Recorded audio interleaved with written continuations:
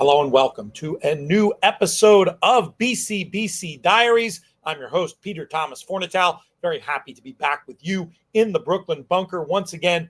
Big news in the BCBC qualifying space when we came up with this concept of following the three players trying to qualify for the BCBC. Of course, you think in the back of your mind, what's going to happen if nobody qualifies? We don't have to worry about that anymore. One of our players got it done, and we are going to be bringing him in here in just a moment. But before we get to that, I want to do a little bit of review and then preview action. Spoiler alert, you're going to learn which guest it is as I go through these results from the Haskell contest at Monmouth. But I want to give shout outs. Great participation in this event. One of the biggest BCBC qualifiers of the year. Brian Skirka at Monmouth did such a great job attracting a field of 323 entries. That's major league stuff. We'll roll through the standings really quickly. It's the kind of thing where you can choose NHC or BCBC. We don't have all the final results in, but these folks all deserve plaudits, and 10 of them will be going forward to the Breeders' Cup Betting Challenge. We'll show the names on the screen, starting with the winner, Peter Rogers, tournament veteran Bill Chenford in second. Third place, here's the guy who'll be joining us in just a moment's time, Tyler Hoffman, getting the job done there. Mike Lazarus, Adam Haskins, Alan Schaefer, Neil Thomas, Francis Paros, Adam Haskins with a second entry in that top 12. Pretty impressive. Tom Arndt, who folks might remember as one of the guys from the World Horse Players Tour final table. Check out the old World Horse Players Tour pilot we shot a few years ago on YouTube if you want that. Mark Statler getting into the final money spot there in the tournament. And while we're talking BCBC qualifying, should remind you that we've got feeders and qualifiers ongoing over at horseplayers.com, including this week's Horse Players Happy Hour show, where it's just $20 to play. The house cut goes to charity. And in our interconnected series of contests, we're adding $20,000 to the pool. This week's event, a blend of races from Saratoga, fingers crossed for the weather there, and also 4 races from Del Mar. It's all going to take place during our live stream from 5 to 7. You can find that on this very channel, Breeders' Cup social media, Breeders' Cup YouTube, In the Money YouTube, and social media as well. Join us because it's a live racing show. We'll go through, we'll find some bets, hopefully some winners following the contest along the way. Huge contest action this weekend with the Del Mar Summer Handicapping Challenge, a 2-day event, July 27th and 28th. $6,000 is the buy-in for this one.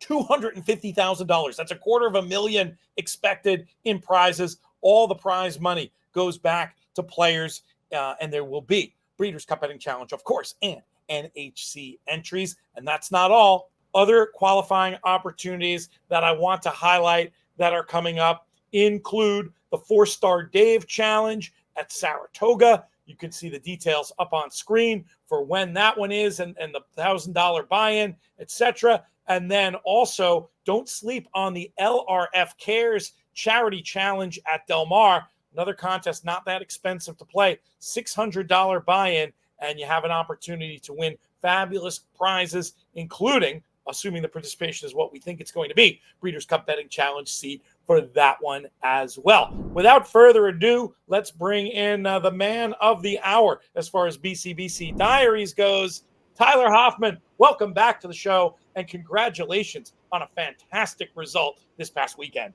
Thank you so much, Pete. It's always fun to get the Breeders' Cup entry in and done early in the season. What was your plan heading into the contest on Saturday? I'd love to get some details from you. And I know we have some video we can show for one of the key races, but let's start off with your mindset for this one. Yeah, I mean, Monmouth, the Haskell card, incredibly difficult. You had 14 races on the card. It went for like 17 hours long. You had all these turf races with 14 horse fields and stuff. I really wasn't trying to beat the card. I was just trying to beat a race or two. I knew what a target number was to beat that I at least thought would qualify for the BCBC seat. And thankfully enough, I had a couple of races early in the card. I was able to hit one of them and was able to kind of coast the rest of the way through. Let's drill down on some of what you said there. What was the buy-in and what were you projecting would be the number needed to get the seat? So it was $1,000 tournament. 500 went to the prize pool. 500 went to your bankroll. The rules of the contest were you had to play 5 minimum races or minimum bets at $100 a race. You could, of course, bet more than that if you wanted to. You could bet less than that, but it wouldn't count as one of your minimum plays. So with that said, just kind of based on the history, and this is where Monmouth does a really, really nice job of having historical archives to go back and reference. Kind of had a rough idea that in order to finish in the top 10, it looked like right around 3,000, 3,200 was probably going to be the cut line. So as long as you were above that, historically speaking, you probably had a pretty good shot at winning the entry. Now, again, you had a record number of participants in this year's contest, which also would increase the cut line, you would think.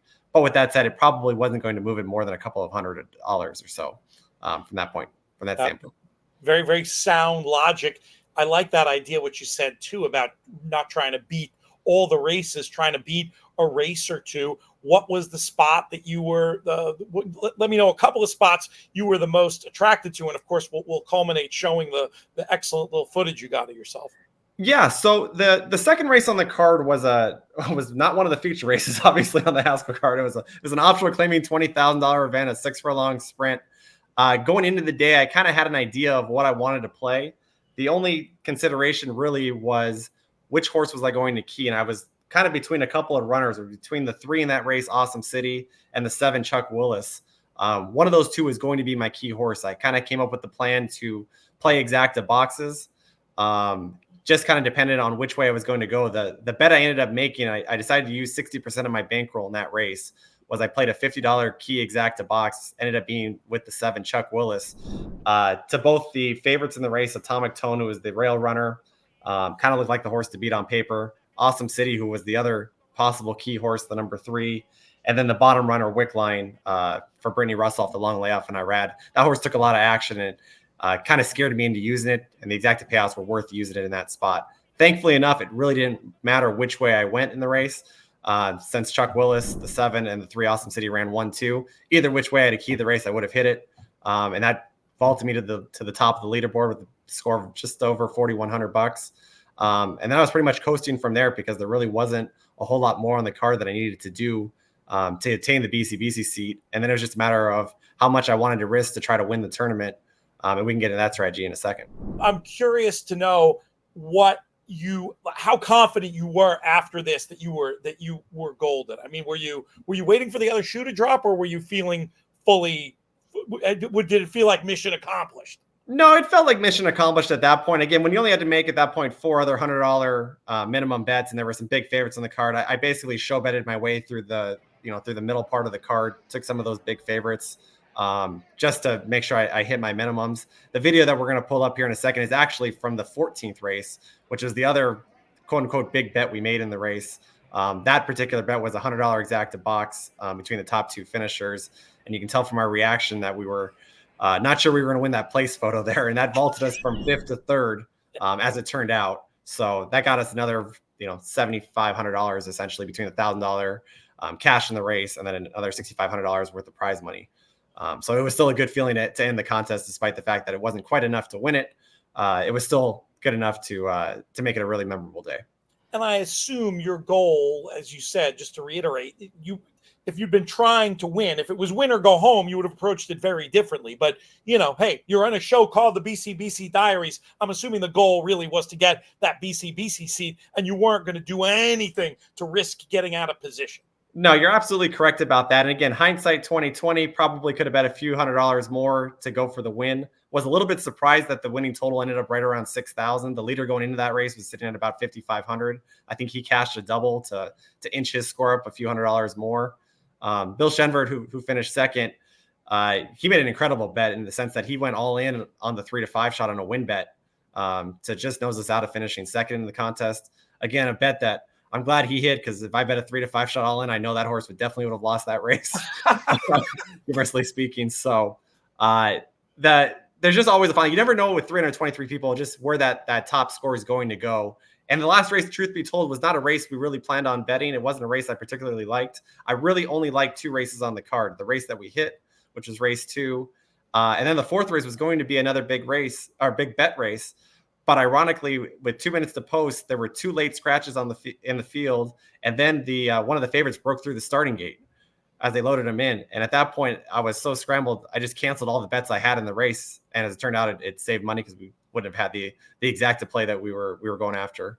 Probably was it still just a minimum for you there in that fourth race? No, that was going to be that was going to be a $200 bet, Gotcha. which would have been the total of the 500, so all of the bankroll per se, had we not hit the earlier race in the contest. Right. Interesting. So that planned going in, that was going to be huge. Got scaled back, obviously. No need to be overly aggressive there once you'd already gotten yourself into position. I think it's important for people to understand this mindset and the way that you plan this stuff out. Fantastic. You obviously learned it from somewhere. We saw a man in the rooting along with you in the footage we showed before. Tell us about the guys in the photo here with you. Yeah, obviously the guy who looks like me, that would be my dad. Obviously taught me a lot, and we had a lot of fun playing the contest. Then the other gentleman is my Uncle Ed. He and my dad are the original playing partners, playing tournaments together dating back to the Agua Caliente days, over in Reno, and the power of the pen for some of you old tournament players who recall those contests back then. So all three of us usually aren't together, for a contest, but the fact that we were all down in Del Mar for opening day and opening weekend, it sure was special to get the BCBC seat done and to root together, and we had a lot of fun. I don't expect those old references from you, but that's obviously your dad's influence. Next, you're going to be telling me about the Cal Neva tournament. I'm sorry, it was the Cal Neva tournament, not the Agua Caliente. The Agua Caliente was down in Mexico. I got my stories confused from back in the day. That was the power of the pen. Sorry, Dad. Right. I wasn't sure. I wasn't sure if I had my history mixed up, but I remember working on that book called The Winning Contest Player years ago. A lot of folks would talk about the competition out there. And yeah, that was the early days of tournaments. It's evolved now. This online element is great. The fact that you're playing racing on the Jersey Shore while you were out there at Del Mar. How did you enjoy opening weekend? I enjoyed Monmouth a lot more than opening weekend, ironically. It was a heck of a lot more profitable, but it was still great to be down at Del Mar. I mean, who's going to complain about having an opening weekend at Del Mar? The weather was perfect. The quality of racing was terrific. And there were a lot of nice prices that won over the course of both days. So what comes next for you? Are you'll be angling to get another BCBC seat? You'll hopefully be continuing to play on Horse Players Happy Hour. Do you have an intermediate goal, or are you just sort of playing it as it lies, as it were? No, I'll play it as it lies. Obviously, definitely we'll be still continuing to support the Horse Player Happy Hour, and certainly trying to win another BCBC seat that way. As far as my dad and I go, we'll be competing in the Del Mar tournament this upcoming Saturday and Sunday. That's a 2-day event. We love that contest. Plentiful of BCBC NHC seats are awarded in that thing, and it's always something that we like to support. Along the tournament circuit on the West Coast. So that'll kind of be the next opportunity for Hoffman LLC, so to speak, to try to win some more contest prizes. Great stuff, Tyler. Appreciate you, and we'll see you on the leaderboard. Wonderful. Thank you so much. Another guest I'm surprised we haven't yet had on our BCBC Diaries show joins us now in the form of Matt Bernier. He was so essential to the formation of our Horse Players Happy Hour, and some of my fondest memories of hanging at the racetrack were with him in his very early days at the old place with the letters DRF, when he made a deep run in the Breeders' Cup Betting Challenge back in. I'll let you say it. I don't exactly remember, but I think it was the early days of a little show called the then DRF Players Podcast. I speak, of course, of Matt Bernier. Matt wanted to bring you on BCBC Diaries to check in with you. How are things going? How's life at Fanduel, TVG, and NBC? Pete, I'll tell you, it was 10 years ago, this Breeders' Cup, that run was made, 2014. It's been a long time. But look, everything's good work-wise. Oddly enough, 10 years ago, we were out at Santa Anita. This year, it'll be at Del Mar, and this will be the first Breeders' Cup that I missed since 2013 because I've got another kid on the way. So my schedule is going to just break up a little bit for good reasons. But yeah, look, just because I can't play in the BCBC anymore doesn't mean I don't pay attention to it. And I think the past 2 or 3 years, you can comment on this as well as anyone, it has turned into, I think, something totally different than when I made a run or two in those years in the past, just because, man, I think the folks playing are just so sharp and focused on the game plan is the game plan. Very few times you hear people calling audibles. It's very much we're going in and it's A, B, and C. And if all those three things happen, we either win or we're right there. And it's just a complete, I feel like a 180 from what we probably saw 10, 15 years ago with some of the runs that people made. It's been an evolution for sure, and a bit of an arms race in terms of how much money are you willing to shove at the end. Of course, Sean Borman, last year's winner, made that brilliant play, only taking a small piece of his bankroll and still getting to that kind of top number. But yeah, it's if you want to win the whole thing, it's not impossible to do without risking it all, but it definitely helps, and it certainly has changed. And yeah, that means the podcast that we started that has grown into this media network, that means that's 10 years old as well. That's pretty crazy. Yeah. That went quick. And I love the news. Very excited about the family news of you. And now you'll have a Breeders' Cup baby to go along with the baby. That was either fantastic or terrible planning. I'm leaning towards fantastic. Our timing is impeccable. If nothing else, it's ironic, and life gets in the way. You can't control these things, and no, we're looking forward to it. And I will say, looking back on it and thinking back to some of the Breeders' Cup, the BCBC runs, I sent him a note a couple weeks ago, and I feel bad that I haven't picked up more of Matt Miller's book, but I feel like the way that Matt has laid out, I'm about halfway through the book, just the logic that he has laid out, I feel like would have done me a great deal of good to think that way, at least on two occasions. Never mind the actual good run I made, but two other occasions where I had two opinions, and I did not maximize them. I didn't come close to maximizing them. Had I kind of taken more of Matt's philosophy and, a plug to the book, a better way of thinking that you were involved with as well, if I had used those trains of thought, I'm not telling you I'm winning either of those, but I'm at least in with a puncher's chance, because they were both instances where I would have had giant bankrolls with one 2 days ahead of me and the other half of Saturday still ahead of me. So, in hindsight, I wish I had some of this thought process or this logic years ago. People can check the book out, abetterwayofthinking.com. Matt, first-time guest on BCBC Diaries. I'll get the same question to close things out. Give me a Breeders' Cup memory. It can be from your big run. It can be from whenever. But I want the excuse to roll some tape and talk about some terrific Breeders' Cup moments here. Well, let's go with the big one. The reason that I got into the position I did 10 years ago was the Breeders' Cup Juvenile. Texas Red goes off and wins at a big number. We have the win bet. We have the exacta, the trifecta. In the form, when I was writing for the form, giving out picks, cold superfecta. And if my mind isn't completely shot, it was Texas Red over Carpe Diem, over Upstart, over the Great War, I believe, was the cold superfecta. Aiden O'Brien rounding things out.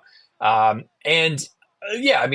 sprungboarded me into a position where I could then actually start playing, and then hit a win bet on work all week in the sprint. And then I got a little bit conservative, but you also have to factor in, I wasn't playing for myself. I was playing for charity. So the last thing I wanted to do was be the big boob out there and blow, $40,000 that very easily can be donated. And I decided at the very end, we're going to play with 5,000 in the classic, largely around Candy Boy. It didn't work out, ended with like 35,000 and then finished sixth, got another 35 or 40 on top of that. And we donated that all to Thoroughbred Aftercare. So it was a great event, fond memories.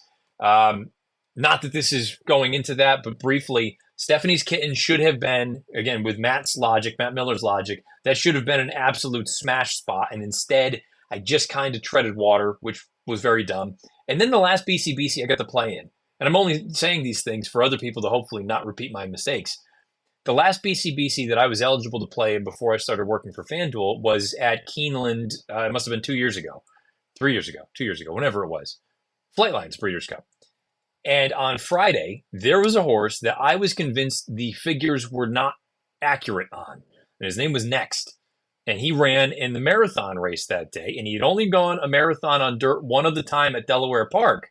And he ran a giant number. And I looked at the form of that race, and everybody coming out of that jumped up, and he beat him by a country mile. So I went to Randy Moss, who works with the Buyer Associates, and I said, can you look at this number? Because I'm planning on betting this horse in the contest. He comes back, he goes, you're right, it's too low, but I don't know how low is too low, because again, just purely on the clock, the number looked right, but when you see the form that everyone else has then subsequently showcased, He goes, it might be a little bit low. Sure enough, he goes off and waltzes on the front end. I think he was 5-1. And I should have just dumped the whole bankroll there.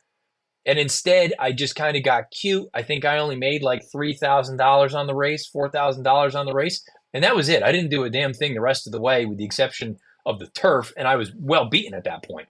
So in hindsight, when you've got a spot where you think you've got an edge, lean into Matt Miller's train of thought. Dump it. If you're right, you're setting yourself up for success. If you're wrong, you at least went out with your strongest opinion. And I feel like I tried to champion that, but I didn't heed my own advice. It's not easy. It's not an easy thing to do, which is one of the reasons why Matt's so generous in talking about it. But I'm glad you're underlining it here with some real world examples. Since Next came up, should he be in the betting for the Breeders' Cup Classic? Is this a horse you think would have a chance? Doesn't sound like connections want to go that way, but gosh, looking at it from the outside looking in, it's hard to imagine why not.